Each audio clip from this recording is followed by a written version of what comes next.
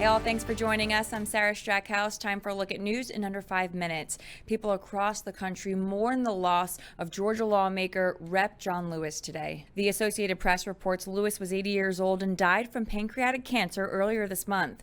Lewis was popular as a civil rights activist and had the New York Times publish an article to go along with his funeral in Atlanta today. He said, quote, "You filled me with hope about the next chapter of the great American story," talking about the peaceful protests across the country. A number of former presidents attended the funeral, and former President Obama used the time to speak on voting rights and a renewal of the Voting Rights Act. And another sad day in Washington with the death of former 2012 Republican presidential candidate Herman Cain. At 74 years old, Cain was hospitalized with the coronavirus last month. An announcement was posted on his website today saying that, quote, "Herman Cain has gone to be with the Lord," end quote. According to the New York Times, Cain worked his way up from poverty in the South to become an executive for a successful pizza chain. He had recently started hosting a show on Newsmax TV and was set to play a role in the 2020 election campaign.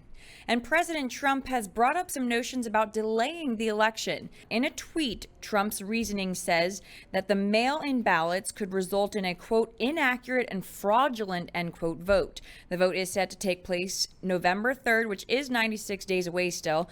Trump technically has no authority to delay a general election. That power lies with the Congress. And a quick update for your coronavirus numbers, some bad news, some good news.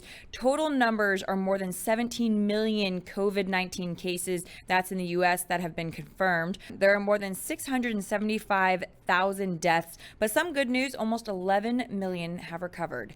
And in some interesting news for you, in case you missed it, some people were staying safely at home for professional sporting events earlier this month.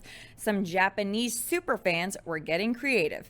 Reuters reports in Tokyo, the SoftBank Hawks had some dancing robots to supplement the quiet stadiums. There were more than 20 robots dancing to the fight song in a choreographed movement to show their support.